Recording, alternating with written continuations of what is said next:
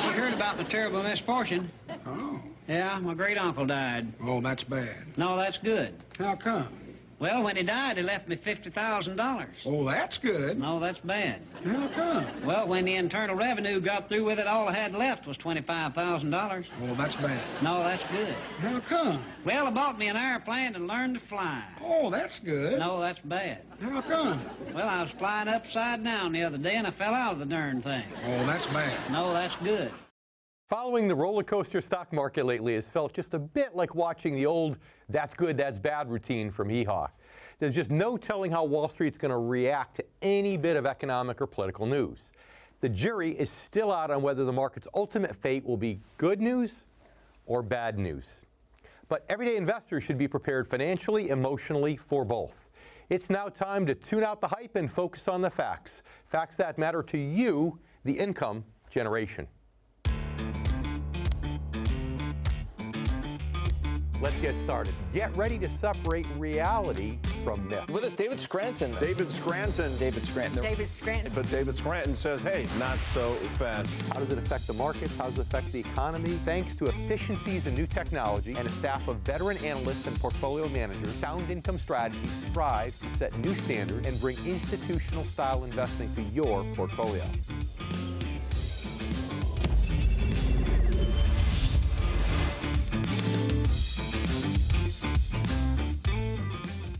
Hello, I'm David Scranton. A few weeks back, we did a show on market volatility and the possibility that we could be seeing the start of a new major market correction, one that could possibly be on par with those that began in 2000 and then once again in 2007. In fact, we discussed hedging strategies and focused on this issue strictly from a financial perspective. But you know, there's an important psychological and emotional aspect to the issue as well. And that is exactly what we're going to be focusing on today. And helping me will be Drs. Ted and Brad Klontz, financial psychologists and authors of the book Mind Over Money. But first, let's take a look at what's been happening in the market since that show just a few weeks ago. The volatility that made February one of Wall Street's most chaotic months in a decade continued throughout March. And in the first week of April, it's been more of the same. On Monday, the stock market had its worst April start since the Great Depression, with the Dow dropping 458 points and the S&P back in correction territory. Then on Tuesday, stocks rose sharply again to finish the day on a positive note. Then on Wednesday, you guessed it, the Dow started the day down again by some 460 points, only to end up the day up by a couple hundred points. Now, your instinctive reaction to this might be, that's bad. To which I would argue, no, that's good. At least there's something good about it. You see, ever since the 10% market correction that occurred the first week in February, it seems that the markets are at least starting to acknowledge the fundamental realities again. For years now, we've had a market largely disconnected from reality and influenced most strongly by the effects of artificial stimulus. That is, quantitative easing. And I've always likened quantitative easing to an athlete breaking records only because he was pumped up on anabolic steroids. It may look impressive on the surface, but ultimately we all know it's largely artificial and dangerous for the athlete. Well, you know, the same goes for an artificially pumped up stock market. And what we're seeing now may just be a demonstration, or at least the start of a demonstration, of the inherent dangers of artificial stimulus. As the steroid, or the stimulus in this case, wears off, it becomes necessary for the markets to realign with fundamental realities. The most important one being that stock prices are overvalued in relationship to economic growth. And we discussed that a few weeks ago also. While the stock market grew by about 20% in 2017, real GDP growth for the year was, according to the Bureau of Economic Analysis, only 2.3%. So, recognizing that the market's overvalued and needs to make fundamental sense again, it seems Wall Street is no longer able to simply shrug off bad news or potentially bad news. In the last few weeks, quick sell-offs followed by cautious partial rebounds have become the norm. And I stress, partial rebounds. And ultimately, the stock market has not regained the peak that it hit on January 26th. And since then, it has shed $2.3 trillion of net worth, nearly 40% of the gains made since President Trump's election. So with 3/4 of the year still ahead, are we looking at good news or bad news ending to all of this? Well, the markets start growing again. Will that happen? Or have we already passed the tipping point for the third sustained major market correction since the year 2000? Well, as we pointed out a few weeks ago, there are different opinions about that, and ultimately, it's probably still too early in 2018 for us to tell. But if your instinct is to cling to optimism and to quickly dismiss all the preponderance of evidence that another major stock market correction might be in the works, that could have more to do with psychology than with the actual situation. And I mean both your psychology personally, as well as human psychology in general, which is why I wanted to focus on this such an important topic on today's show. So, for example, if you happen to be an optimist by nature, you probably feel that more often than not your optimism has served you well. And I agree that in most cases it probably has. You know, let's face it, optimists are much more likely to be successful in business, successful in life, more so than pessimists. And generally, optimism is a wonderful trait to have. But you know, like anything else, it also has a potential downside. And I see it frequently as a financial advisor. Clients who are optimists are always looking for any shred of evidence that reinforces their optimism. At the same time, they instinctively try to minimize or ignore evidence that works against it. And this, as you can imagine, can have incredibly major consequences when it comes to investment decisions. For example, ask yourself this. During the last prolonged secular bear market in the stock market from 1966 to 1982, almost 17 years, who were the investors most likely to have stayed in the market through 3 major drops for almost 17 years, only to get 0 net growth during that time? Do you think it might have been the pessimists or perhaps the optimists who always thought that that real recovery was just right around the corner? I think the answer, of course, is pretty obvious. And it shows how optimism can actually work against you psychologically in the financial markets. And you know, on a subconscious level, we all have a certain trait like that, a trait like optimism that influences our decision-making more than we realize. One is that most people are wired to make decisions emotionally first, and then try to justify those decisions logically afterward. It's funny how I learned this firsthand many years ago from a very wise car salesman. He could tell that I'd already made a decision back then to buy a certain brand of car, and that all the questions I was asking him at that time were simply efforts to justify the decision that I already had made emotionally. And with the stock market coming off a year of 20% growth, many people have subconsciously made the decision to stay put in hopes of gaining another 20%.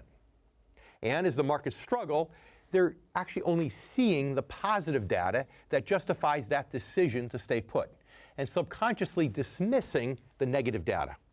Without realizing it, they're conforming to one of the 2 basic emotions that drive financial decisions, fear and greed. They're forgetting that to be a good investor, you really should be a contrarian. And we'll talk a lot more about that later in today's show. Right now, it's time to welcome today's guests appropriately. My guests today are a father and son team in the emerging field of financial psychology. Often referred to as the people whisperer, Dr. Ted Klontz is an associate professor of practice and financial psychology at Creighton University and director of the Financial Psychology Institute. He and his son Brad are co-authors of the book Mind Over Money, which identifies and helps readers deal with the 12 most common money disorders. Gentlemen, welcome to the show. Thanks for having us. Now, it's interesting, and because Ted, I'm going to point this to you first. You know, in your book, you say, our disordered relationships with money are not our fault. Instead, they're a byproduct of subconscious beliefs and thought patterns rooted in our childhoods. So, Ted, is this true? Psychologists I know love to say everything goes back to our childhood. Right. Now, be careful when you answer this, Ted, because your son is with us, okay? So we're going to get the real answer from him. Yeah, well, I think he would be a perfect example of learning exactly the lessons that I taught him without knowing that I taught him that. Mm-hmm.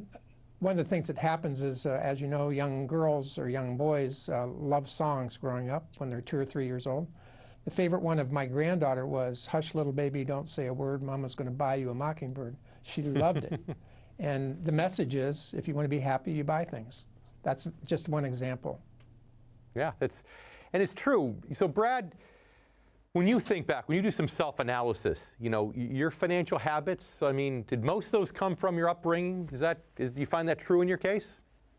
Yeah, absolutely. You know, so much of it's unconscious, and that's one of the big issues around money is so much of what we do and how we feel about money, we don't really talk about it, so it lies underneath our conscious awareness.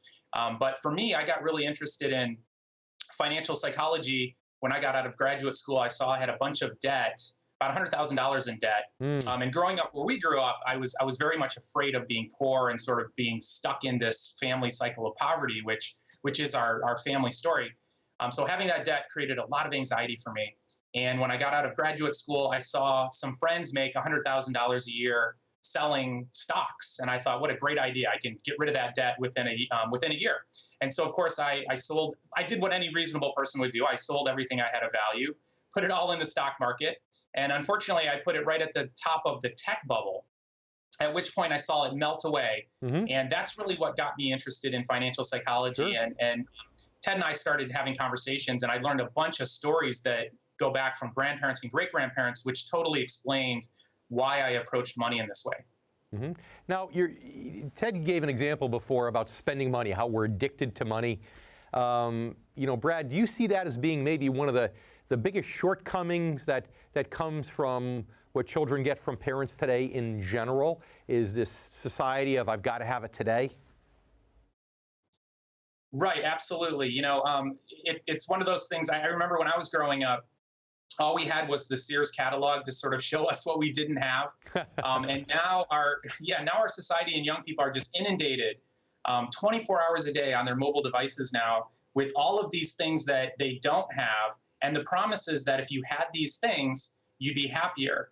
It would somehow make you happier or raise your social status. And so we easily fall victim to this with impulsive buys, because we're trying to fill this emotional and psychological hole to try to fit in with our friends and fit in with those around us, which I think has gotten much, much worse in today's culture. Sure, and things like Amazon Prime, I'm sure, don't help much at all either. So Ted, in the 45 seconds or so we have left, tell me, I mean, how much you think improved lines of communication, intra-family communication, would help this problem? Well, is that the solution, or will it make it worse? Yeah, well, communication done well always helps things. Typically, we don't talk about money because it never goes anywhere that's productive, and so, you know, we don't talk about money, religion, any of those things, politics, not because we shouldn't, but because we don't know how to. But to be able to talk about it, my experience has been as families learn how to talk about it, they learn about each other's thoughts and beliefs about it, it's always a fun time. Of course, it has to be structured in a way where people are actually having fun. And I've got to imagine when parents talk about things with their children, they start to realize more themselves about some of the mistakes they've made and have good, useful communication. So stay with us. We're going to be right back. And you stay with us, too. We have much more in terms of words of wisdom from Mr. Klontz and Mr. Klontz.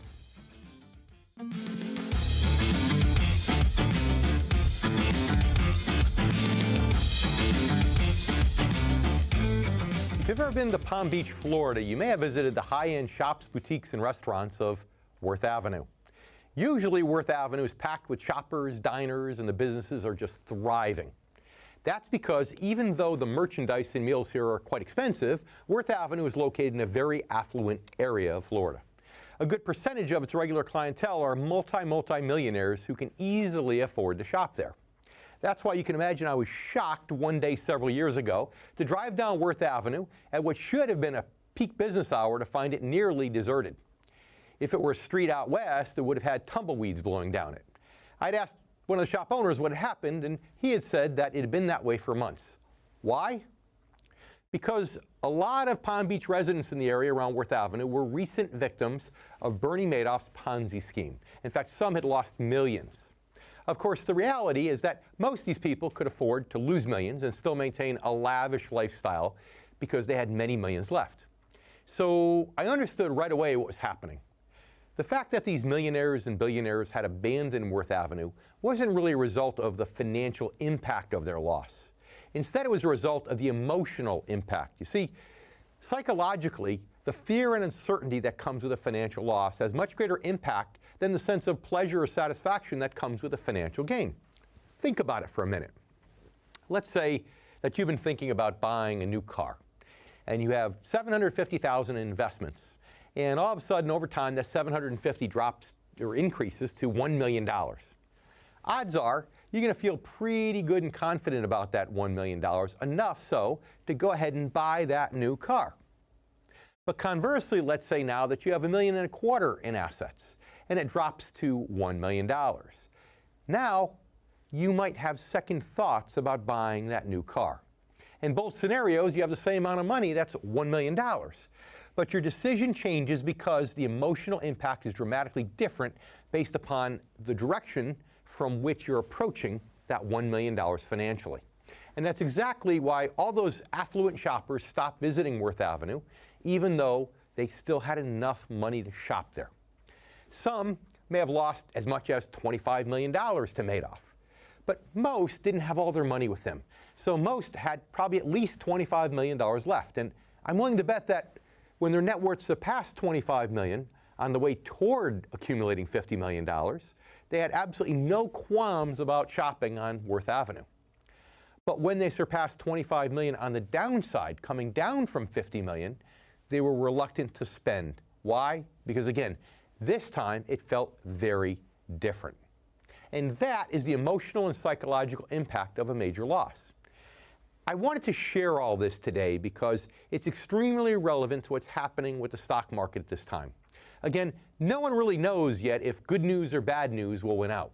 No one knows if the markets are going to restabilize and possibly even add another 10 or 20%. Or if we're on the verge of a tipping point that's going to lead to the next major correction, a correction that historically must be between 40 and 70% in magnitude. Either way, when deciding how to allocate your assets for retirement, it's important to consider the emotional impacts of each scenario. So let's say, for example, that you got out of the market now and were invested conservatively, earning perhaps 5% per year. And then the market did go up by a full 20%, but you weren't in it. Odds are you might feel a little badly that you missed out on the additional 15% growth. But instead now, alternatively, let's say that you stayed in the market, and the market did experience another 40 to 70% drop. In that situation, wouldn't you feel a lot worse? Of course you would, in part because your loss would be far greater than the money that you might have gained. It's almost like going to a casino game where if you won $15. If you lost $70. Would you even play that game in the first place? Probably not. But even if you felt that you could afford a loss of that size, chances are you'd still feel worse. Why? Again, because of the direction that your finances are moving. See, when it comes to psychological impact, the direction makes a much bigger difference than the actual net worth number, especially after your retirement, because at that point your entire mentality changes. And we're also going to be talking a lot more about that in today's show. Now it's time to welcome back Drs. Ted and Brad Klontz. My apologies to both of you. Right after the last segment I said Mr., and my producer yelled at me in my ear right between segments here. So Ted, I'd like to ask you, what are some of the most common financial psychological disorders that you see when you talk to people? Well, I would think that the primary one that I deal with are people who spend more than they can. And what I mean by that is they spend more than they can support. But in today's age, it allows us, the world we live in allows us to spend more than we have up to a certain particular point in time, and then the spending that we've done is crushing. Kind of sort of catches up with you after a while if that happens, doesn't it?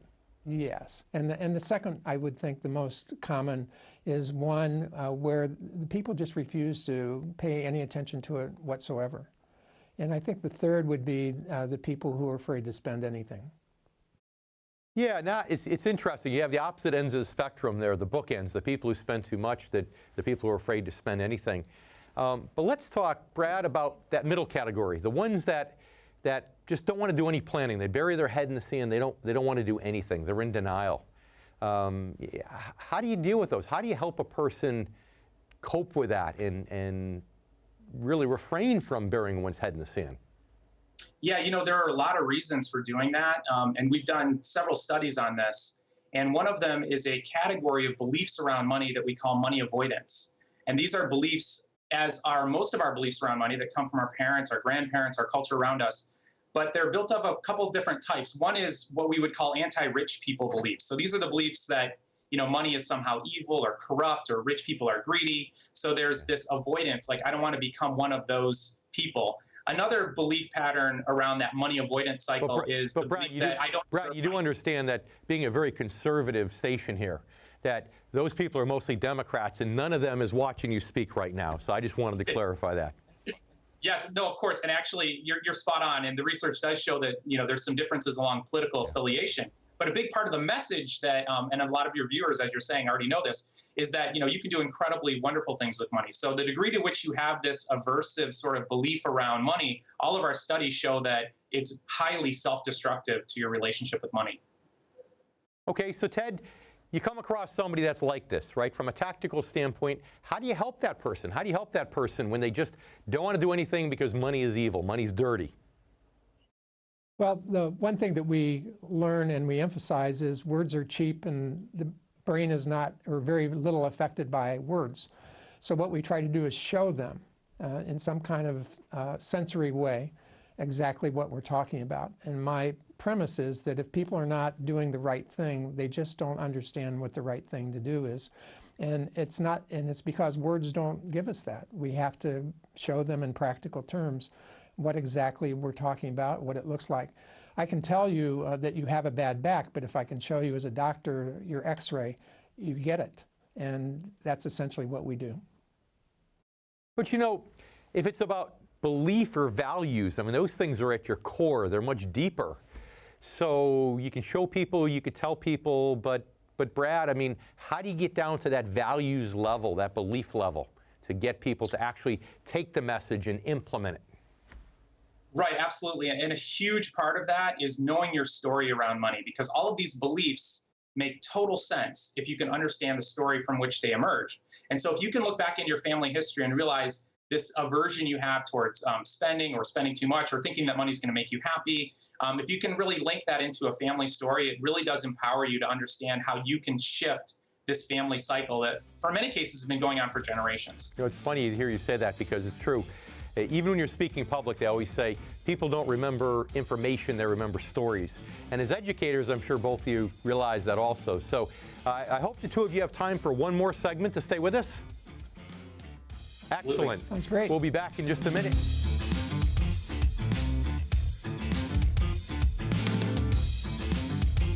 If you're near or in retirement, head over to theincomegeneration.com and download your special report written specifically for the needs of the income generation. Again, those born before 1966. I'm David Scranton, and you've been watching The Income Generation.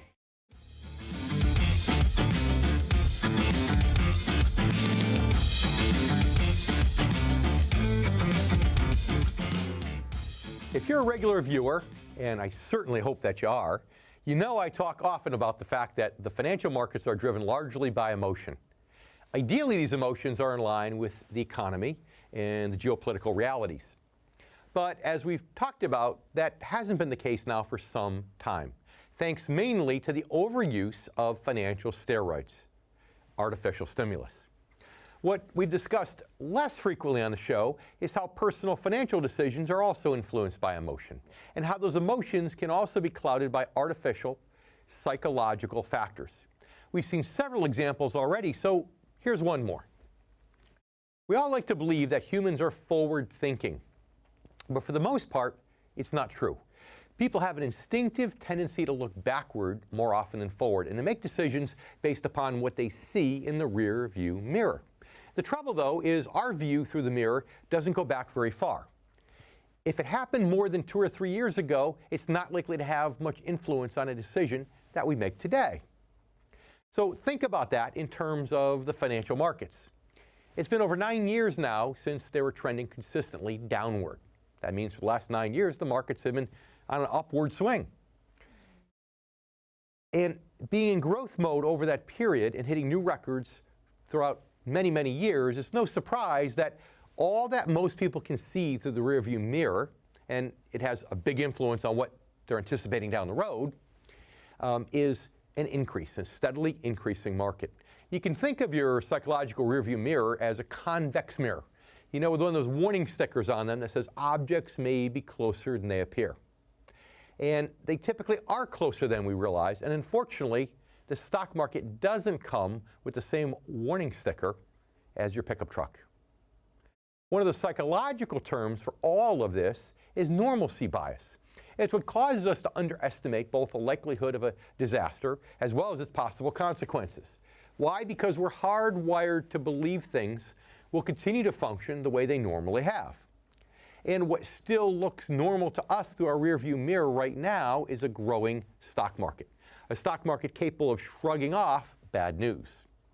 But as we've just discussed, that may be changing. Just as it changed in 2007, even though we can no longer see that far back in our rearview mirror.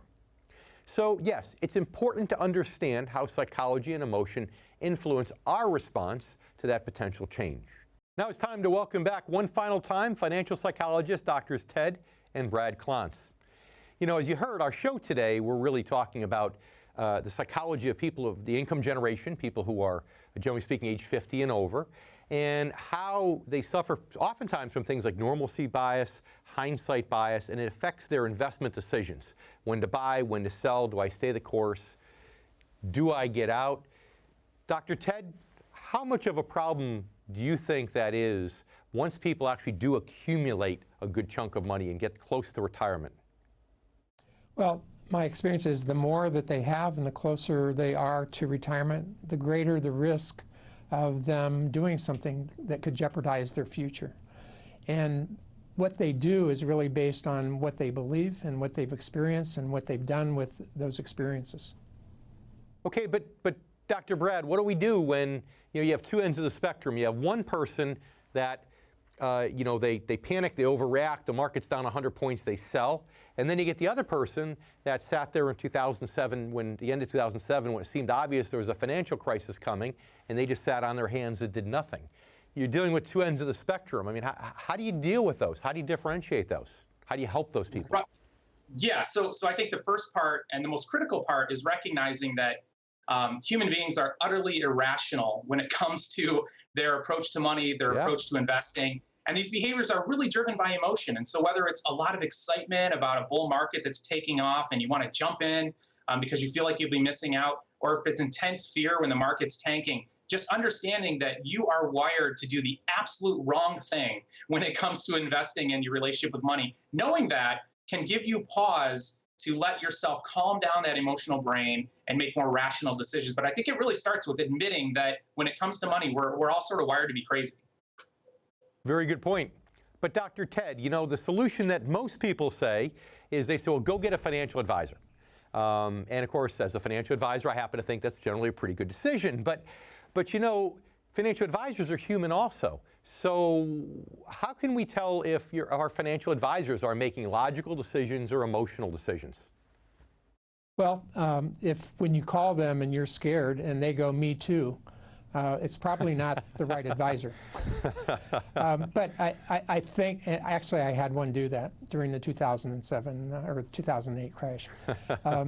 He happened to be my financial advisor. He isn't any longer, but he was. I knew you were going to say that, by the way. He isn't any longer.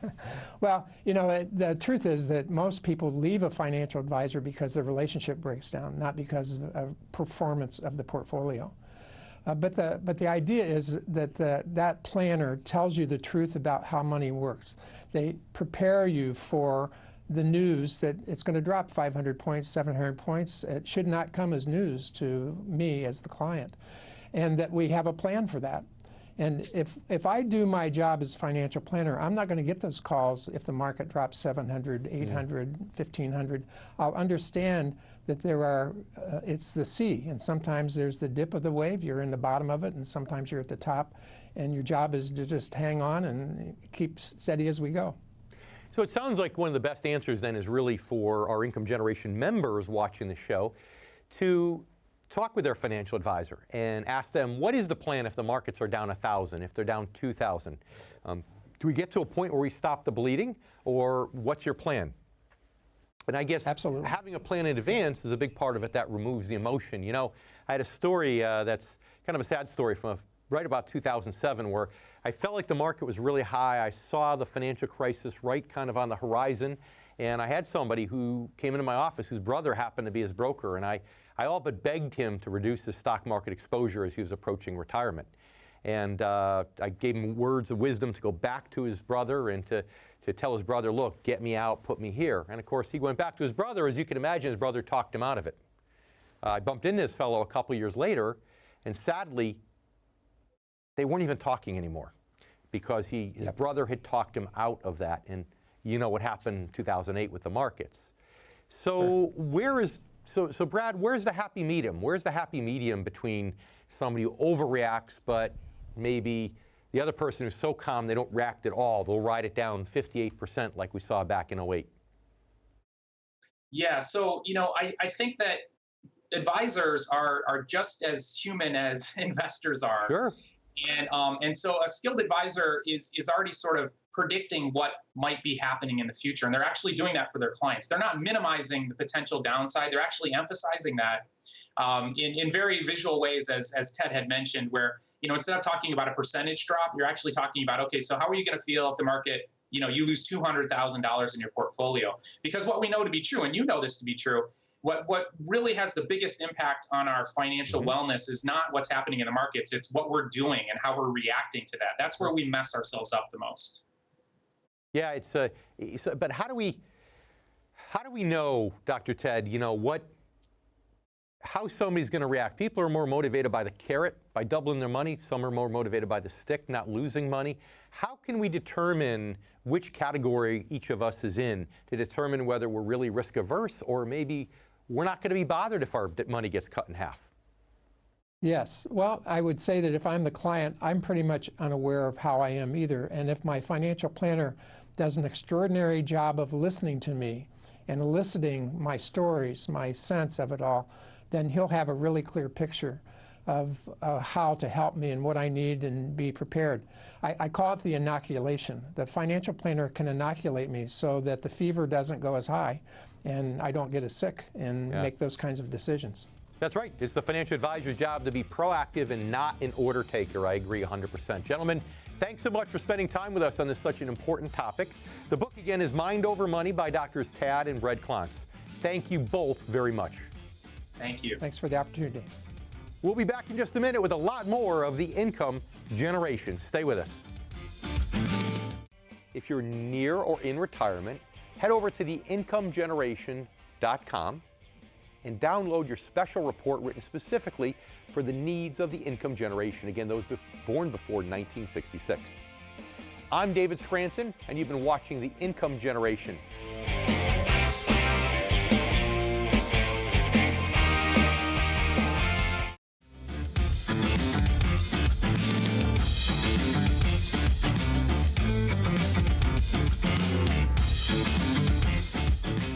The focus of today's show gets back to a truism that I've shared before on the show, as well as in my books, and that is that most people simply aren't wired to be good investors.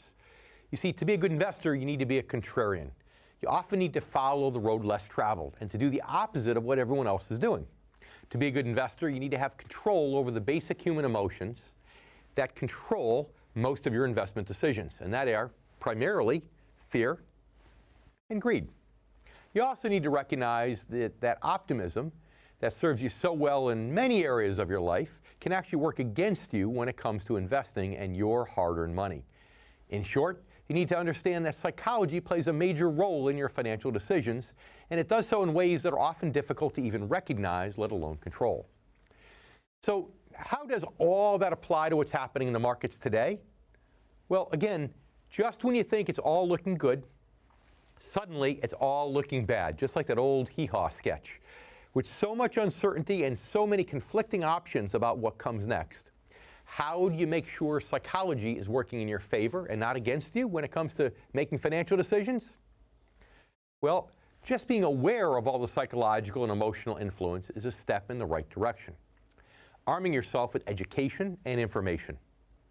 Another way is to actively work against negative psychology. Don't allow yourself to be controlled by fear and greed. Recognize when your natural optimism might potentially do you more harm than good. And probably most importantly, accept that being a good money manager often means being a contrarian. It means doing things that are counterintuitive and the opposite of what a lot of other people are doing at that time. Think about it. If you had lowered your stock market risk in mid-January when the stock market was in the midst of adding another 6% growth to last year's 20% growth, wouldn't that at the time felt to be counterintuitive? Wouldn't that have been the opposite of what most people were doing? Absolutely so. But would you be regretting that decision right now? I bet the answer is no. And again, no one can say for sure whether the markets are already on the brink of a third major market correction that will see them fall, I believe, by ultimately 40 to 70%, or whether they're going to regain their footing and somehow manage to add another maybe 10 or 20%. But even if it turns out to be the latter, the question becomes, are you really going to regret missing out on that little bit extra gain more than you would have regretted a 40 to 70% loss? I bet the answer to that is also no. Which is why I would argue that your contrarian decision would have been the right one if you're retired or within 10 years of retirement. You no longer have to worry so much about whether the ultimate news for the markets is good or bad because you've switched your focus to protection and income. And by doing so, you're already doing what a good capitalist is doing. In other words, rather than just choosing to sit there crossing your fingers and toes in hopes that things are moving in the right direction, you're taking charge of your portfolio. And with your portfolio now focused on secure strategies, insulated from market turmoil and designed to generate reliable income through interest and dividends, you could then watch all the chaos and uncertainty from the sidelines. And if you want, you can choose to get back in again at the right time. That means buying back into the market when it's on sale, at a lower point, lower than it is today, some point during the next major market correction. It might once again seem counterintuitive, and it probably won't be what everyone else is doing, but again, that's the psychology of being a successful investor.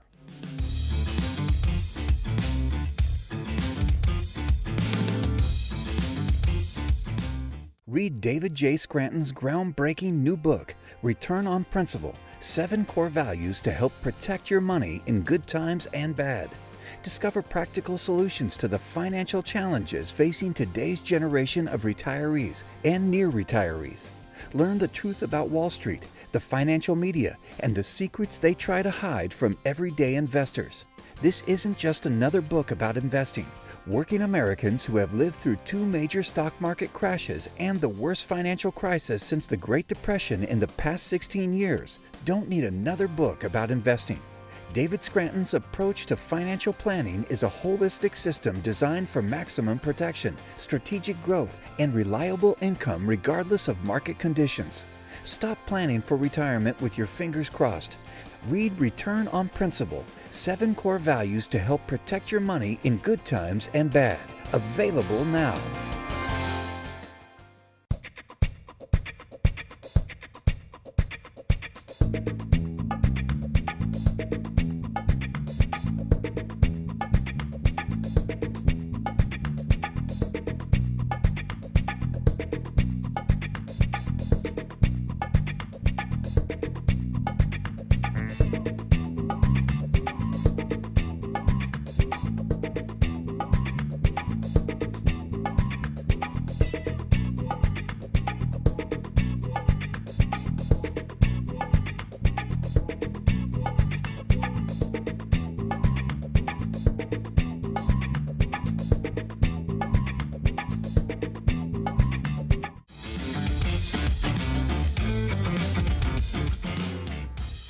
So normalcy bias, an optimistic nature, and the tendency to feel complacent about your finances unless they're moving in the wrong direction, those are all psychological factors that can work against your decision-making process. But there are also some psychological influences that can work in your favor.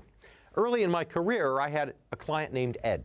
Most people would have probably seen Ed as the last man in the world that had to worry about his retirement fund. And the truth is, he wasn't actually worried, but he was diligent. See, Ed was retired and had some $6 million invested in municipal bonds, earning 6% interest.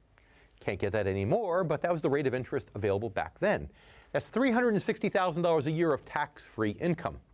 And the good news is that to meet his goals and live the lifestyle he wanted, he only needed $150,000 a year. Ed had been a vice president at a major company. He was a smart guy, and obviously he was playing smart financial defense and doing well.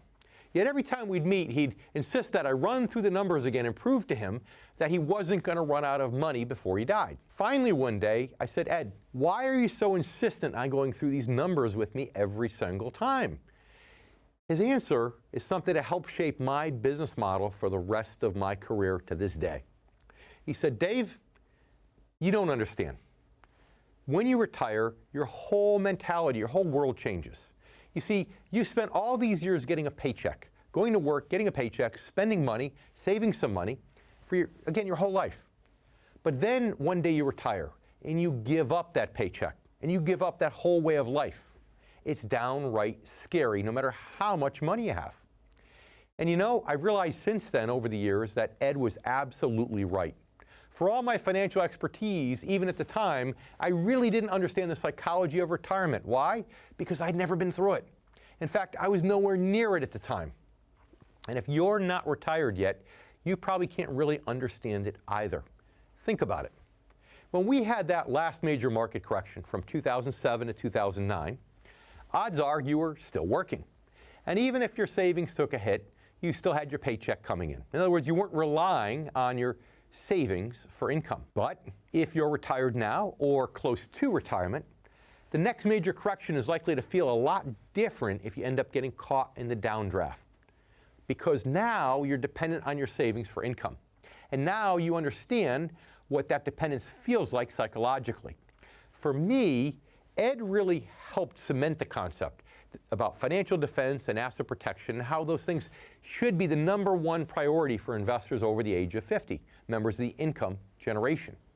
I was already developing that business model based upon my research into market history, which told me that we were on the way back in the 1990s to a long secular bear market cycle that would include at least 3 major market drops. And we've experienced 2 of those 3 drops so far.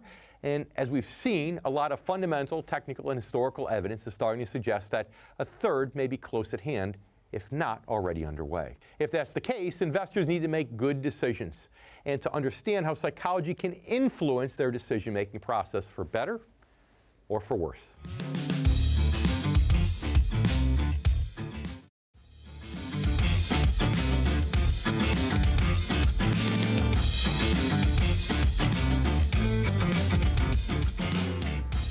I'd like to thank both our guests for joining us for another episode of The Income Generation. I also like to thank you, our new and returning viewers. The financial markets are nearly always in flux, and to some degree, but what we've experienced in the last 2 months is unusual. Unusual, but not unprecedented. We've seen periods of extreme volatility and uncertainty like this before. We've seen high PE ratios out of whack with economic growth and heard warnings about them. Still, no one can answer the question for certain yet. Will the stock market rebound and start growing again? Or have we already passed the tipping point for that 3rd sustained major market correction since the year 2000? As you review the evidence and think about that question for yourselves, be aware of how emotion and psychology may play into your answer and your decision about whether or not to take action. Be aware that optimism can work against you when it comes to financial decision making. Also be aware that humans have a tendency to invest in the rearview mirror, and that our view through that mirror only stretches back a few years. Be aware of normalcy bias, where we naturally expect things to stay the same. Know that normalcy bias undermines our ability to anticipate disaster or prepare for it. Be aware that most of us are wired to be concerned about our own financial situation only when it's moving in the wrong direction. Also be aware that your mentality changes once you retire, and that you can't really know what it feels like until you've gone through it. And last but certainly not least, be aware that you can choose to have a handle on the emotion and psychology of financial planning and to control it more effectively than it controls you. Thanks for watching. If you're close to retirement and you really want to know how to protect and maximize your money, it's absolutely essential that you stay informed and up to date. And right here is where you can do it on The Income Generation. Thanks again, and we'll see you next week.